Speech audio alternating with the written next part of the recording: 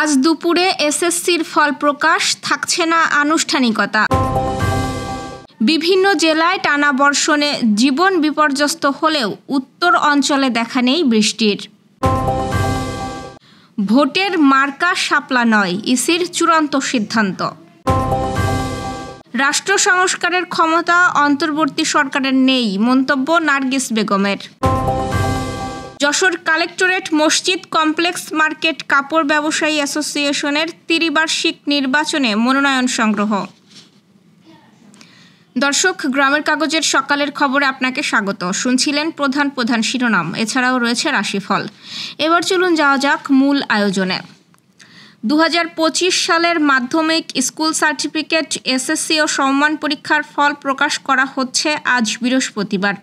শিক্ষা মন্ত্রণালয় জানিয়েছে দুপুর 2টা থেকে শিক্ষার্থীরা ফল জানতে পারবেন।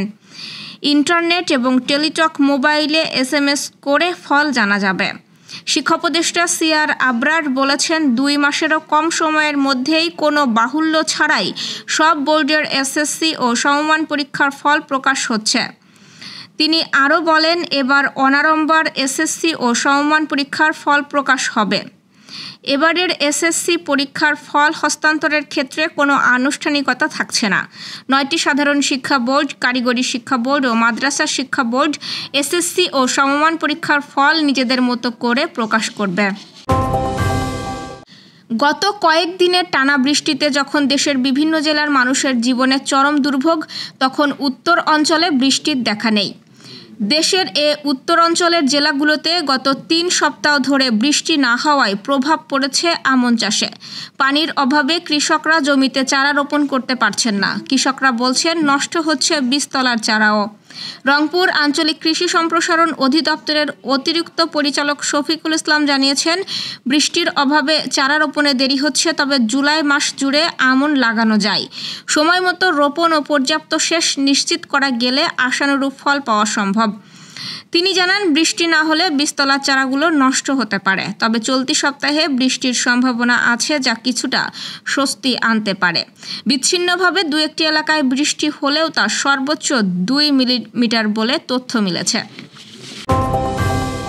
2টি রাজনৈতিক দলের দলীয় প্রতীক হিসেবে দাবির মধ্যে নির্বাচনী প্রতীক হিসেবে শাপলাকে ব্যবহার না করার বিষয়ে চূড়ান্ত সিদ্ধান্ত নিয়েছে নির্বাচন কমিশন।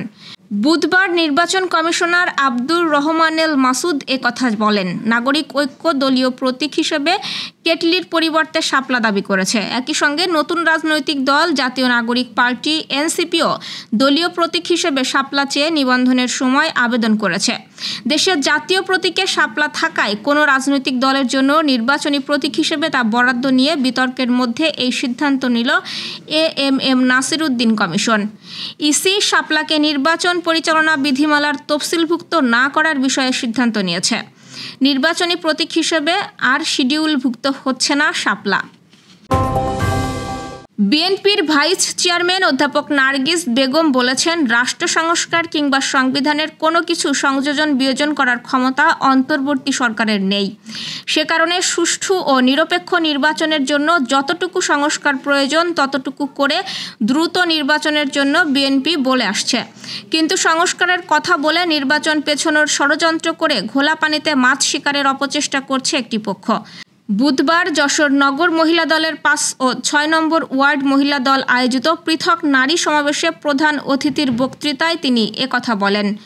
সমাবেশে প্রধান বক্তার বক্তৃতা করেন বিএনপির খুলনা বিভাগীয় ভারপ্রাপ্ত সাংগঠনিক সম্পাদক অনিন্দ্য ইসলাম অমিত।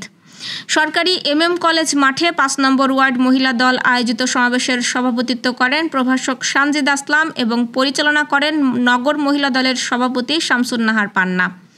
6 নম্বর ওয়ার্ডের আয়োজনে রায়পাড়ার সমাবেশে সভাপতিত্ব করেন শাহরিয়া আক্তার এবং পরিচালনা করেন জেলা মহিলা দলের সহ সাংগঠনিক সম্পাদক আনোয়ারা পারভিন আনু। আগামী 25 জুলাই যশোর কালেক্টরেট মসজিদ কমপ্লেক্স মার্কেট কাপড় ব্যবসায়ী অ্যাসোসিয়েশনের ত্রিবার্ষিক নির্বাচন অনুষ্ঠিত হবে। নির্বাচনে অংশগ্রহণের লক্ষ্যে 9টি পদের বিপরীতে 2টি প্যানেলের নেতৃবৃন্দ 27টি মনোনয়নপত্র কিনেছেন।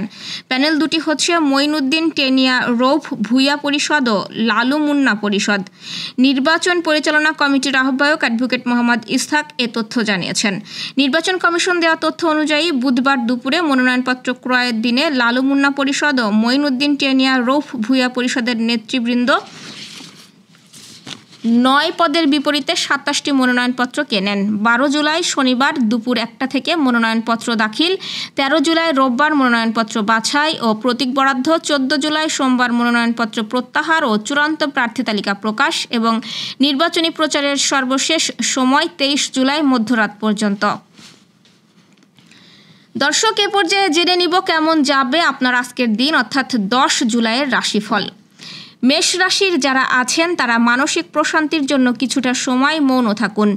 ব্যবসায়িক যোগাযোগ শুভ, রোমান্টিক সম্পর্ক শুভ। নিজের যোগ্যতা সম্পর্কে সচেতন হলে সফলতা পাবেন। বৃষ রাশি প্রার্থনায় মনোযোগী হন, মানসিক প্রশান্তি পাবেন। মনের জোর ও প্রভাব প্রতিপত্তি বাড়বে। সাংগঠনিক ও রাজনৈতিক ক্ষেত্রে প্রতিষ্ঠা লাভের সম্ভাবনা আছে। মিথুন রাশির বিনিয়োগের জন্য বেশ ভালো সময়।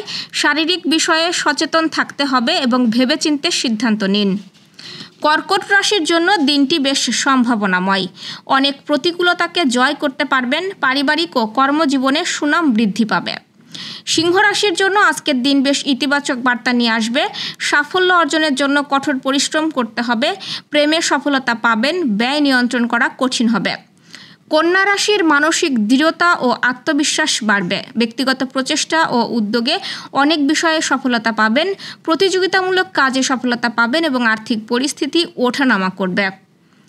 তুলা রাশির পারিবারিক দুশ্চিন্তা আগের তুলনায় কমে যাবে। যানবাহনে সতর্ক থাকতে হবে। শিক্ষার্থীদের কারো কারো জন্য বিদেশ ভ্রমণের সুযোগ রয়েছে। প্রেমের ক্ষেত্রে কিছুটা সতর্ক হতে হবে।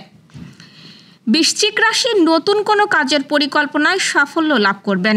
কর্মক্ষেত্রে চাপ বাড়বে। পারিবারিক ও বিবাহিত জীবনে মানিয়ে চলুন।